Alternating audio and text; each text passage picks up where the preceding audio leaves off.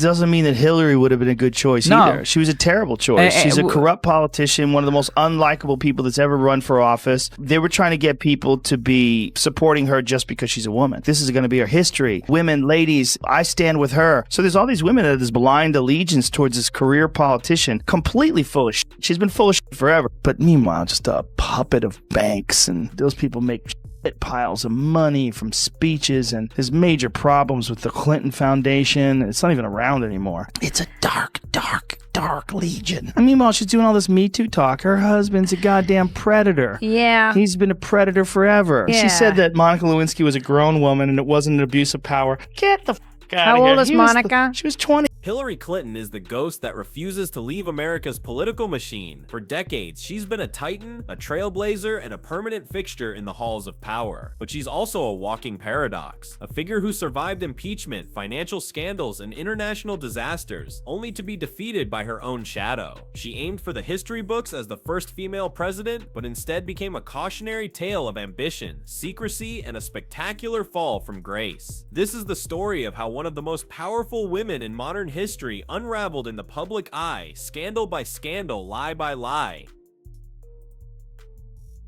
One of the things I always point out, like, people want to talk progressive, you want to talk, being left wing, and she didn't even believe in gay marriage until 2013. The best part was she was on NPR, which is this far right fringe organization, right? NPR, Terry Gross. And Terry Gross says, you used to be against gay marriage. Your husband passed DOMA, which made it a federal law that gay marriage won't be recognized by the federal government.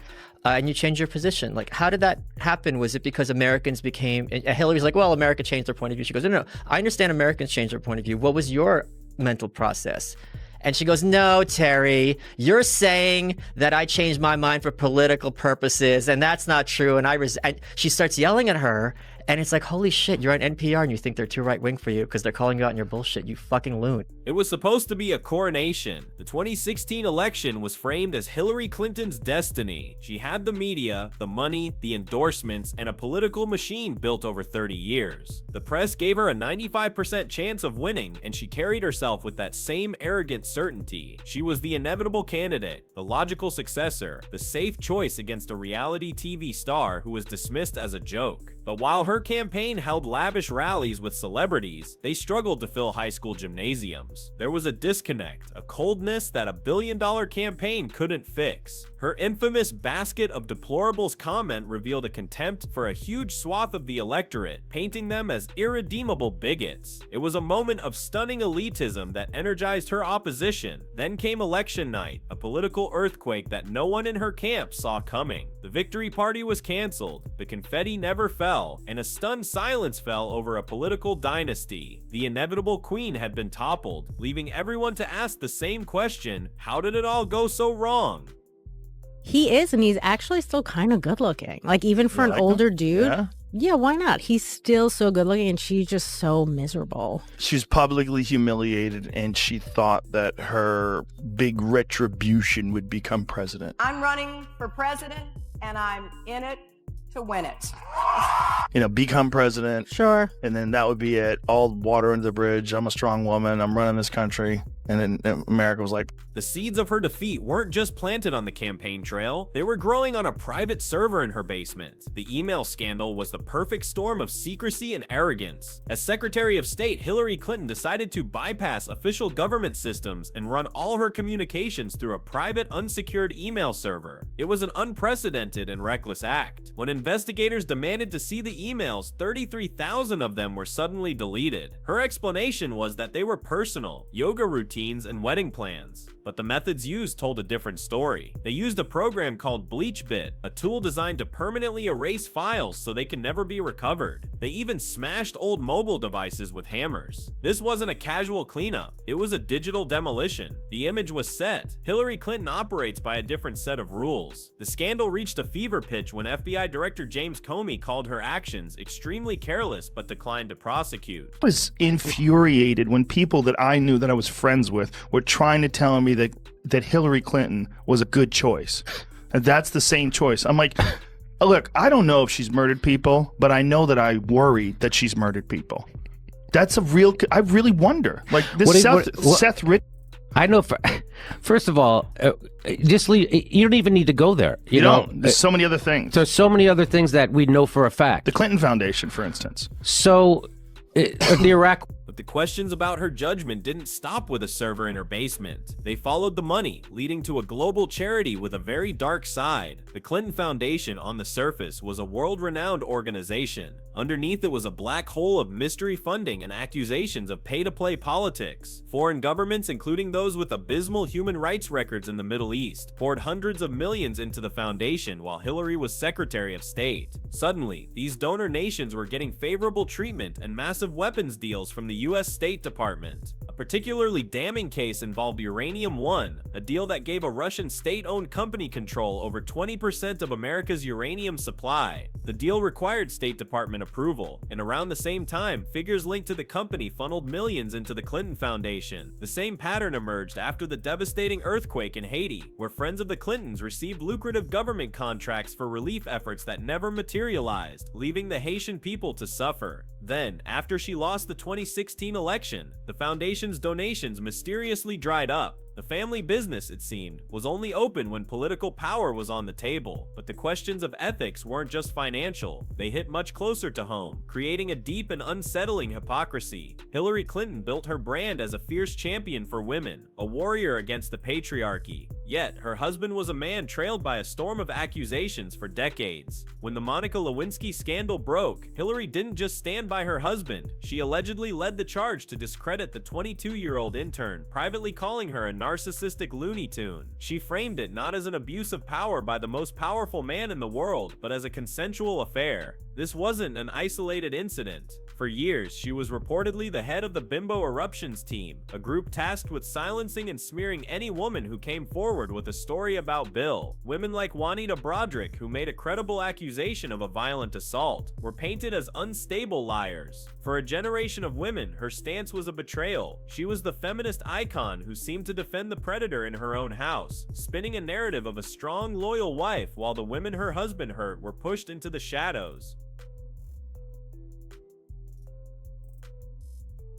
Yeah, she really did say that. Yeah, she really did say that after she just got done Gaddafi and then laughed about it. We came, we saw, he died. We came, we saw, he died. The fact that any human being would ever do that. By the way he died, that's some dark shit. The thing was, he was packing stadiums. Yeah. She couldn't even fill a fucking high school gymnasium. Right. She was pulling all the strings, and she had all the favors that she was pulling in, and she had a shit ton of money behind her, and they were completely arrogant, and all the liberal elite in the media thought there was no chance that she was going to lose. She's 95% shoo-in to win the presidency, and she walked around like she was 95%. She already thought she won. Yeah. But this pattern of saying one thing and doing another became the defining feature of her political career. Her position seemed to shift with the wind, always landing on whatever was most popular at the moment. In the 1990s, she was a vocal supporter of her husband's tough-on-crime bill, a law that led to mass incarceration in minority communities. She infamously used the term super predators to describe at-risk youth, saying they needed to be brought to heel. 2 decades later, she was running for president as a progressive criminal justice reformer, decrying the very policies she once championed. Her evolution on gay marriage was just as jarring. Until 2013, she was firmly against it, echoing her husband who signed the Defense of Marriage Act into law. When public opinion shifted, so did she. When confronted about her change of heart in a now infamous NPR interview, she grew defensive and hostile, accusing the host of questioning her integrity instead of explaining her own mental process. It revealed a politician who didn't seem to have core beliefs, only talking points. And then there was Benghazi. On September 11, 2012, a US diplomatic compound in Libya was attacked by terrorists, resulting in the deaths of 4 Americans, including Ambassador Chris Stevens. Hillary Clinton was Secretary of State. In the immediate aftermath, instead of admitting it was a coordinated terrorist attack, the administration, with Clinton as its lead voice, pushed a false narrative. They blamed the attack on a spontaneous protest over an obscure anti-Islam YouTube video. We now know they knew it was a terror attack almost immediately. She stood over the caskets of the fallen men and told their families the lie about the video. When later pressed under oath about the shifting stories and the administration's failures, she delivered one of the most infamous lines in modern politics. What difference difference at this point does it make? For the families of the victims and millions of Americans, it made all the difference. It wasn't just incompetence, it was a cover-up, a deliberate attempt to mislead the public during an election year. Forever. If you watch the conversation between James Comey, when James Comey testified about what he did and what they found with the Hillary Clinton emails, and then her version of it, she's just a straight liar. Yeah. She deleted 33,000 emails. How the do you do that? And then even worse than that, when they rigged the DNC, they rigged the primaries so that Bernie Sanders was going to lose. She had her people into the DNC. That was crazy. It wasn't just political positions that changed. Sometimes it was her own personal history. Over the years, she told bizarre tales that were easily proven to be false, cementing a reputation as a congenital liar. The most famous was her story of landing in Bosnia under sniper fire, forcing her to run across the tarmac with her head down. News footage quickly emerged showing the exact opposite, a calm arrival where she was greeted by a young girl with a poem. Then there was the claim she was named after Sir Edmund Hillary, the first man to climb Mount Everest. It was a nice story, except he accomplished that feat 6 years after she was born. These weren't just political spin, they were strange, unnecessary fabrications. It all echoed back to the Whitewater scandal of the 90s, a complicated real estate deal that spiraled into investigations of fraud and cover-ups. The details were murky, but the takeaway was clear. The Clintons were constantly surrounded by a cloud of suspicion and would do anything to avoid scrutiny. These lies, big and small, made the public wonder if she was capable of telling the truth about anything at all. This perception of dishonesty wasn't just felt by her political opponents, it was a wound she inflicted on her own party.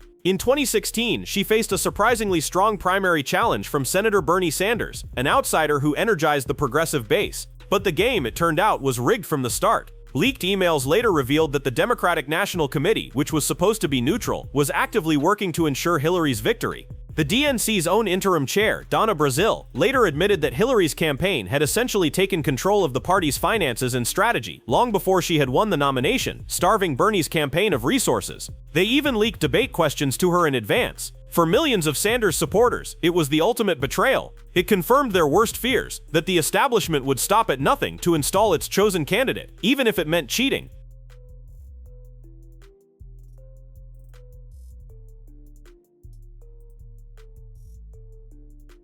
So I think we got to have tough conditions.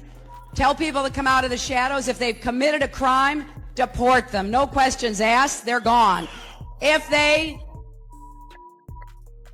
they've been working and are law-abiding, we should say, here are the conditions for you staying. You have to pay a stiff fine because you came here illegally. You have to pay back taxes. And you have to try to learn English. And you have to wait in line. You have to wait in line. That's so mad. You know, I was getting shot at. It's like, I can't imagine, I was just talking about lack of empathy. I can't imagine being in a situation where I'm on television and I'm saying things that are so removed from the truth. Right. Like, I can't wrap my head around that. Well, Hillary did the same thing. Well, she's a congenital liar, as she was referred to by the New York Times back in the day. But, and rightly so, but people forget this. She did talk about a firefight that she was involved in. I was under sniper fire. And the worst thing about that people didn't give a shit about, she said when she was in Bosnia, she was under sniper fire. It's like, wait a minute. You're throwing the Secret Service under the bus. Because what kind of secret... Even without the scandals, Hillary Clinton suffered from a fundamental problem. She was simply not relatable. She often came across as a malfunctioning hologram, delivering choreographed speeches that felt robotic and insincere. Her attempts to connect with everyday people were notoriously awkward, like when she claimed she carried hot sauce in her bag, a transparent pander to black voters, or her cringeworthy appearances on shows like Ellen, where her dancing felt forced and unnatural. She spoke to voters like she was reading them a user manual, full of policy jargon, but devoid of genuine passion. This relatability void created a vacuum that Donald Trump, with his raw, unfiltered, and often chaotic rallies, was able to fill. Voters may not have liked what he was saying, but they felt he was, at least, being himself. With Hillary, they never knew who they were getting, the policy wonk, the tough negotiator, or the awkward grandma trying to be hip. Instead of introspection, Hillary Clinton's response to every scandal and every failure was to point the finger elsewhere. After her 2016 loss, she didn't blame her flawed campaign or her own unpopularity. And she just basically did a double talk around that. But she's got a lot of whoppers in her name. She said she was named after Edmund Hillary, even though he climbed Mount Everest after she was born. So she's I mean, amazing. I love that woman. I love her so much. She's the funniest person on earth. She's a scary lady. She's like a slinky. She's always falling down the stairs. Ah! Yeah, she's a human slinky. How dare you? Yeah. It's an odd duck. It's one of those things where women want a woman to be president so bad. They want one for the team so bad. And then there's so many people from the left that think she has the best chance of. And so she became the ghost of campaigns past, a political specter who refuses to leave the stage. After her loss, she didn't retreat gracefully. She launched a podcast, started a political organization, gave paid speeches, and became a constant presence on cable news, offering her analysis and reminding everyone that she had warned them. It was like watching someone who failed the final exam applied to teach the course. Each appearance was a reminder of her loss, a constant relitigation of the 2016 election. She haunted the political landscape, unable to move on, ensuring that the country couldn't either. The unrelenting obsession with staying relevant turned her from a former leader into a political commentator, forever stuck in the past. So what is the final legacy of Hillary Clinton? She is a woman of immense intelligence, discipline, and ambition who broke countless barriers for women in politics. But she remains a figure defined by what she almost was. Her story is a tragedy of her own making, undone by a toxic cocktail of secrecy, entitlement, and an unshakable belief that the rules simply didn't apply to her. She is the unskippable ad of American politics, always reappearing to remind us of what could have been. But as she continues to give speeches and write books about how she was misunderstood, the question lingers: was she a brilliant leader sabotaged by her enemies, or was she simply the architect of her own spectacular downfall, forever trapped by the choices she made?